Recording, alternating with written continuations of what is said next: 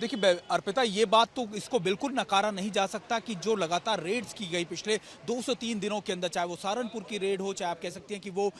फरीदाबाद की रेड हो, सारे रेड्स को अगर आप देखें तो ये एक लार्जर कॉन्स्पिरेसी का हिस्सा नजर आता है। ये दिखता है कि शायद आतंकी कई बड़े ब्लास्ट करना चाहते थे, ना सिर्फ दिल्ली बल्कि दिल्ली के आसपास के इलाकों में भी, और शायद इसी वजह से जो एक्ट ऑफ डेस्परेशन आप कहते हैं, क्योंकि जैसे ही आप देखें कि लगातार बड़े रेड्स करनी शुरू की गई, वैसे ही लगातार हो सकता है, क्योंकि अभी देखिए इन्वेस्टिगेशन चल रही है, कई एंगल्स को देखा जा रहा, लेकिन एक थ्योरी जरूर लगती है कि देखिए हो सकता है कि शायद इन टेररिस्ट को ये दिख गया हो कि इनकी ट्रैकिंग हो जाएगी, इनको लगातार टीम्स ट्रैक कर लेंगी, तो शायद इन्होंने एक्ट ऑफ डेस्परेशन में इस अटैक्स को एग्जीक्यूट किया हो। लेकिन जो तरीका, या फिर आप कह सकते हैं जिस तरीके से इन्वॉल्वमेंट किया गया था नए मॉड्यूल में, जिसमें डॉक्टर्स खासतौर पर शामिल थे, कई एजुकेटेड और दूसरे शख्स युवा भी मौजूद थे, उससे तो साफ दिखता है कि इनका मकसद कई बड़े अटैक्स को करना था, जिसमें नए एक्सप्लोजिव को तैयार करना ताकि उनकी डिप्लॉयमेंट की जा सके, और फिर दूसरा एग्जीक्यूशन की टीम को उसको हैंडओवर करना, और फिर उसके बाद अटैक्स को इनिशिएट करना। तो ये कई ऐसे पहलू हैं जिनको अगर आप गौर करें तो आप समझ पाएंगे कि हाँ देखिए, कोई बड़ा अटैक करने की कोशिश थी। हालांकि ये बहुत बड़ा